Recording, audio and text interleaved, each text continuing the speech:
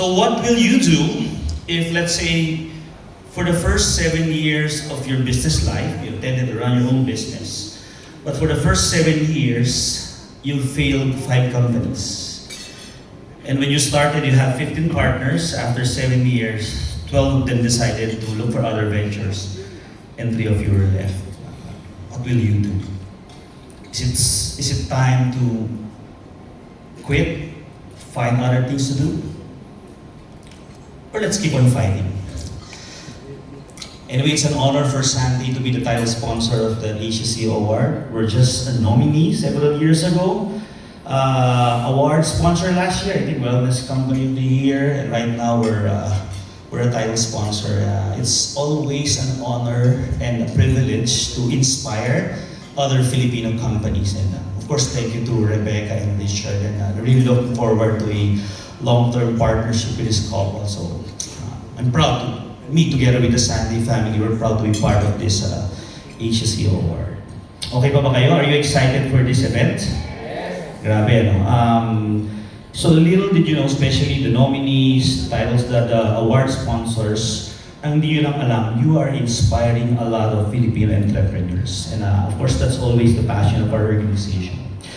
For some of you who knows us, maybe ang tingin nyo, Sante, for people who knows us, they see Sante as a successful company, building a global brand, creating an impact not only in the Philippines but overseas. Pero hindi lang alam ng marami is what's happening from the inside.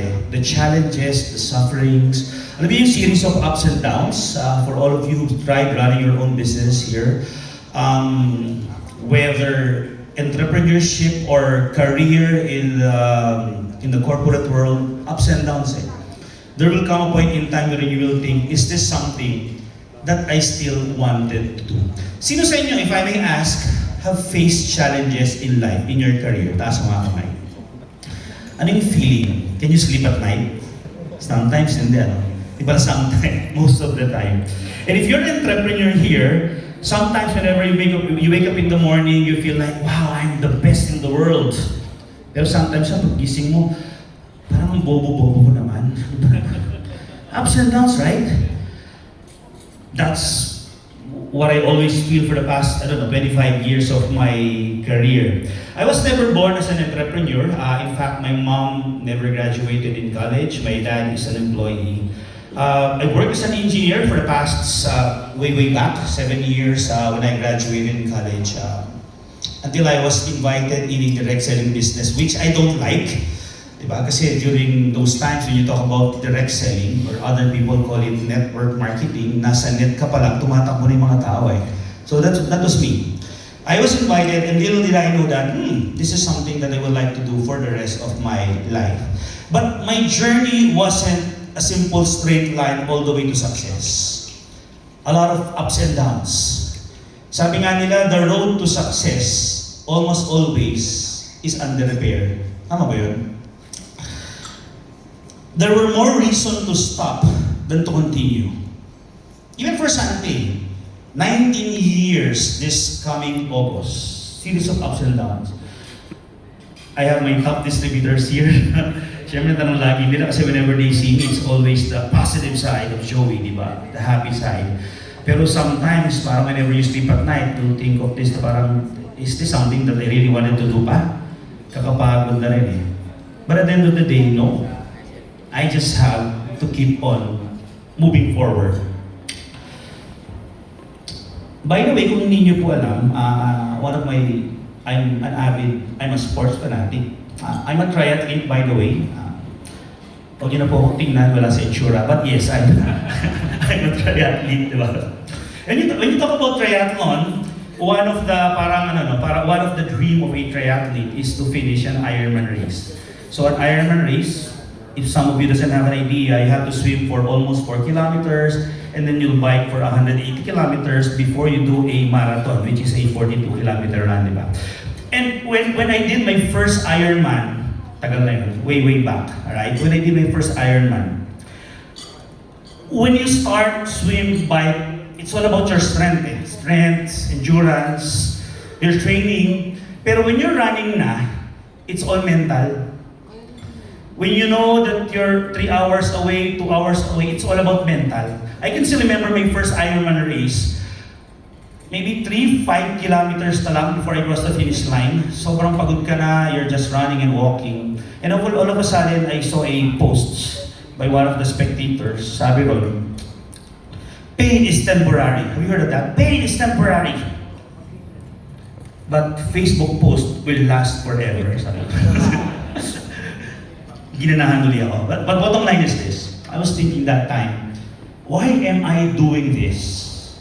In business, why am I doing this? Nakapagod. But at the end of the day, you always wanted to cross the finish line. Whether you're in business, whether you're in sports, the objective always is what? Cross the finish line. There were more reasons to stop than to continue. But I choose to continue. Because both in business, in sports, and in life, we always have an option. An option of living the life to the fullest, moving out of your comfort zone, or just quit and relax. Sandy is 19 years, ganda ng success story, pero ang daming challenges along the way. I believe there's a time wherein I'm with, tagal na to, there's a time when I'm with my distributors, our distributors in a cruise. Everyone is happy, but that time I know that if we will pay all our suppliers, we're dead. But they don't know that. But I know that it's not what happens to us that matters most. It's what we do with those things that happens to us. Ano yung shifting ng Sunday? We decided just to keep on moving forward. I'll just leave 3 life lessons to you. There's a lot of life lessons in me for the past 19 years, but let me just leave 3. Number 1, let's just endure longer than others. Most people fail not because they're not capable, but simply because they decide to stop soon. Number 2, let's build during hard times. Yes, we're in a crisis, a lot of challenges. Sometimes people think of these challenges as dead end. Wala na to, tapos na. But at the end of the day, we have to understand that opportunities like this often happens few times in your lifetime. Let's make these hard times an opportunity to get stronger. And of course, last, you have to decide who you are. At some point, you can decide to get the ball rolling and continue on, or just quit. And let me close with this. In every race, in life, in business, sometimes your body will say, ayoko na, this is it, I'll quit. But your mind will always tell you, no, just keep on going. You have to understand that that moment will define you. It will define everything. Tough times will always tell you, stop, quit.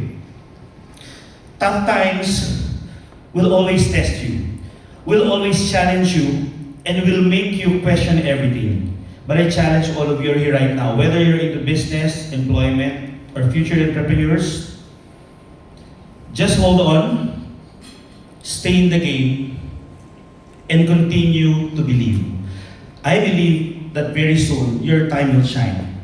Very soon, you'll be able to reach your finish line. My name is Joey Marcelo. I'm the CEO of Sante. And together with the HCO Award, we will always keep moving forward. Thank you and God bless you.